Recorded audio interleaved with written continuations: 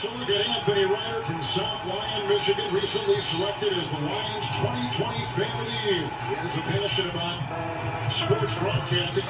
With the 112th selection in the 2021 NFL Draft, the Detroit Lions select Amon-Ra St. Brown, wide receiver, USC. One pride, baby! Yeah!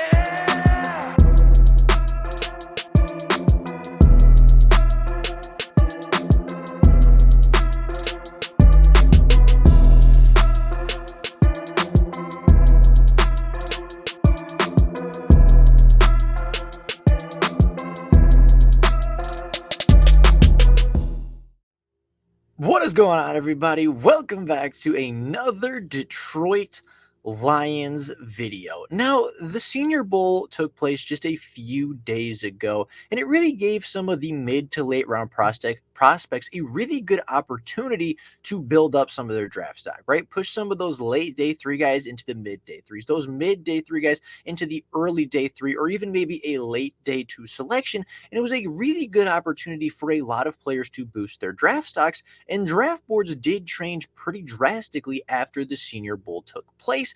And today we're going to talk about a mock draft. We're going to talk about a post-Senior Bowl 3-round mock for the Detroit Lions, going through their first 5 picks and all of the picks within their top 100, and see how the Detroit Lions mock draft looks after said Senior Bowl. So, with that being said, this is an article by Brad Berryman, posted just 2 minutes ago. So we're going to go through it, take a look, and see how some people are looking at the Detroit Lions in their potential draft.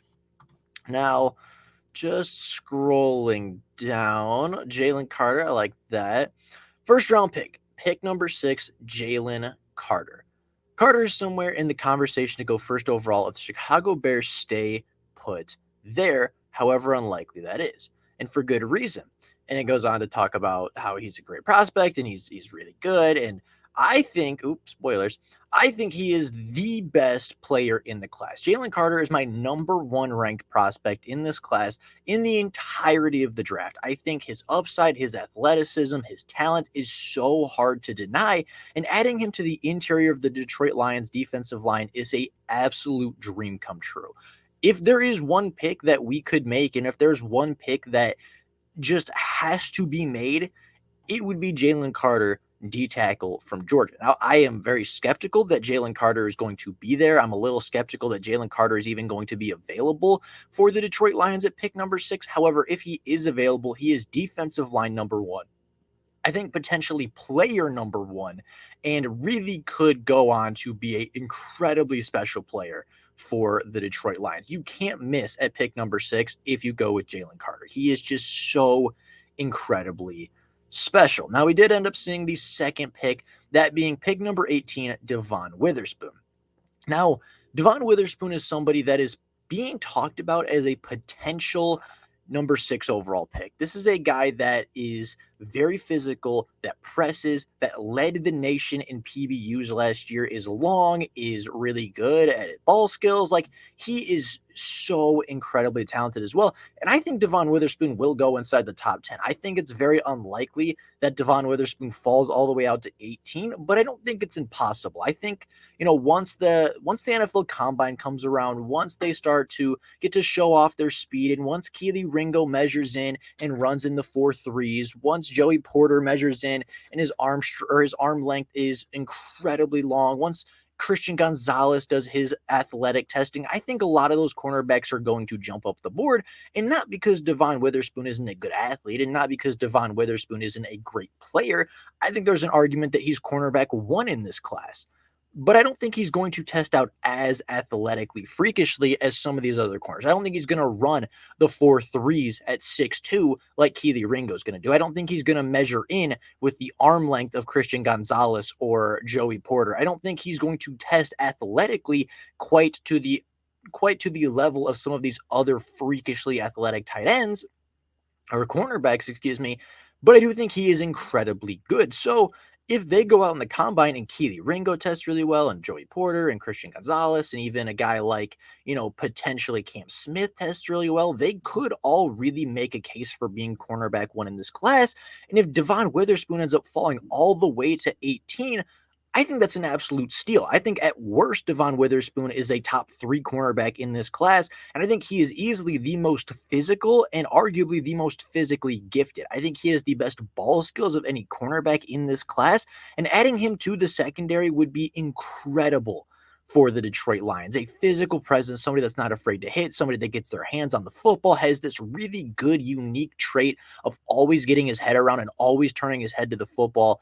If the Lions walk out of day one of the NFL draft with Jalen Carter and Devon Witherspoon, I couldn't imagine a better start to the draft. I really, really couldn't. And knowing Brad Holmes, that's probably what's going to happen, because Brad Holmes seems to have this magic of just great players falling in his lap at every single pick, and it's happened both drafts in a row. So if you were to tell me that Jalen Carter and Devon Witherspoon were the picks at 6 and 18, it seems very unlikely, but after Brad Holmes, it's really hard to say anything is impossible.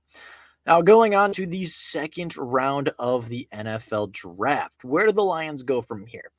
They go pick Drew Sanders at 48 overall. Sanders transferred from Alabama to Arkansas in 2022 and emerged big time as an all-around force last season. 103 tackles, 13 and a half tackles for loss, 9.5 sacks, 5 pass breakups, and 3 forced fumbles. I really like Drew Sanders. I think Drew Sanders is one of the top 2 or 3 linebackers in this class. I think it's him and Trent Simpson are really the big 2 linebackers from this class. And I think Drew Sanders will be an early day 2 pick because he was incredibly productive. He has good linebacker size. And I think he showed the ability to be kind of an all-around player, right? 103 total tackles tells me that he has a good head and he's able to, chase down the rusher. He's able to chase down the running back and make solid tackles. 13 and a half tackles for loss tells me that he's got good instincts to shoot the gap. He makes plays in the rushing attack. And of course, those 9.5 sacks tells me he's pretty good as a blitzer as well. Probably against some of those instincts that, you're able to shoot that gap. You're going to be used as a blitzer. You're going to be used as somebody that's going to be a free rusher and is going to make plays on the running back or the quarterback. And then, of course, the 3 forced fumbles is key, and the 5 pass breakup shows that at least at some level, he has some competence in the passing attack. He has some competence in pass defending. And I think that having a real well-rounded linebacker is something the Detroit Lions are missing right now. Malcolm Rodriguez is very good, but he's not really the greatest size to be a pass coverage linebacker. I think we saw that multiple times last year where he read the play correctly. He got to the right spot, but he was just a few inches away. Drew Sanders is not going to have that problem. Drew Sanders is a NFL-sized linebacker, and you're just not going to find a much more productive linebacker in the class. I think if the Lions do end up adding him to this linebacking core and you could walk out with a linebacking core next year of Rodrigo and Sanders and Barnes and maybe one more through free agency, the draft in Alex Anzalone, I think that's not necessarily a 49ers level of linebacker, but I think that it is a very good linebacking core to have and will make some plays for you. I go and pick 55, Dalton Kincaid, a tight end. I do not like drafting tight ends to the Detroit Lions. Tight ends are not utilized very well in the Detroit Lions system, or at least not utilized to the point where you could justify a top 55 pick on it, right? TJ Hawkinson was a top 5, top 7 tight end in the NFL last year. And Brad Holmes showed that he's not afraid to get rid of somebody that is top 10 at their position if they're just not working. And they got rid of TJ Hawkinson, and the tight ends still had 12 receiving touchdowns on the year, and they still produced really well. And the Lions got better with one less mouth, one less star named player to feed.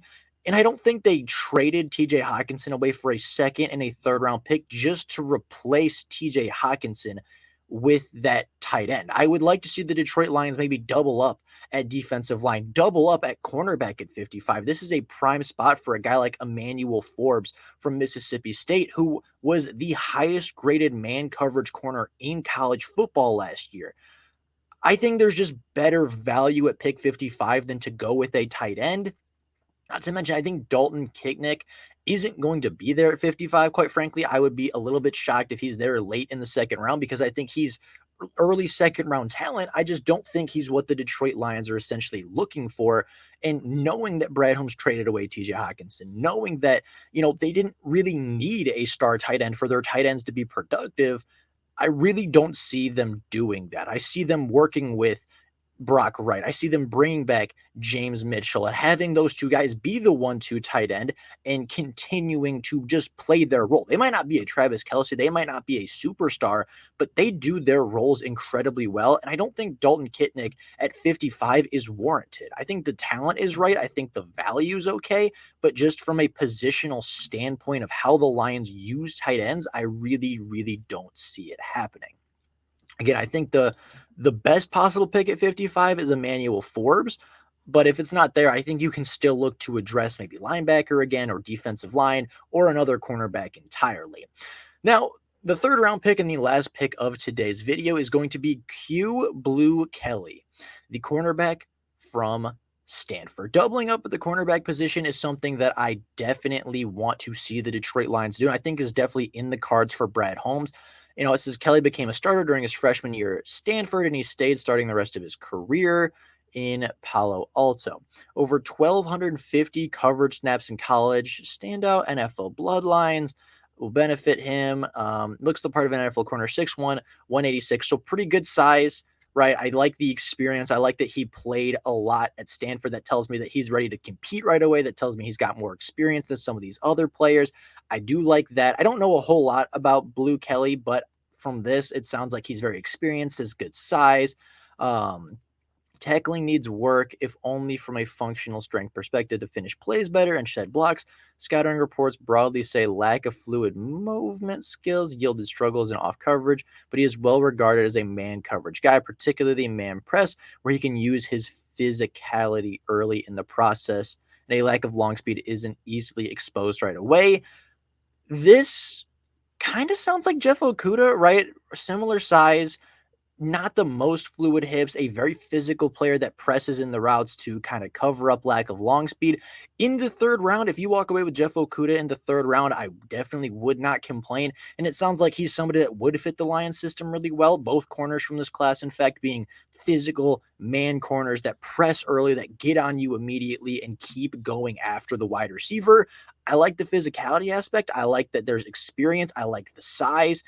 In the third round, this seems like a really, really good pick, right? I think if you were to switch maybe a cornerback at 55 and an offensive player here, maybe the value works a little bit better. But if the Lions walked away with Blu Kelly in the third round, he sounds like a really good player. 17 pass breakups over his final 2 college season, 93 tackles, plenty of experience. It says he didn't have very many interceptions, 0 last season, but that's not necessarily indicative of him being a good player, right? There's a very real possibility that he just wasn't targeted. So there's always that. I think in the third round, this would be a really good selection. If the Lions walk away with, Jalen Carter, and they walk away with Devon Witherspoon and Blu Kelly, and they walk away with Drew Sanders at their second pick. And then, you add on, of course, the tight end from Utah on top of that. That's a very, very good class. And I think that the Lions very well might win the draft if they have a class similar to this. I like all the picks. I like the direction that the Detroit Lions are seemingly going. Again, I don't think tight end is going to be quite the early pick that some people might think it is. But other than that, I think this class is absolutely phenomenal. I think the Lions would be lucky to get away with some of these picks. And overall, I think this is just a very good draft by the Detroit Lions. So with all that being said, that's all I got for you guys today. Let me know down in the comments below. What do you think about this class? If this was the first 5 picks, how would you feel going into day 3? And what would you continue to address down the board? I'd be very curious what you guys think. Well, all that being said, that's all I got for you guys today. Thank you all so much for watching. And until next time, and as always, go Lions.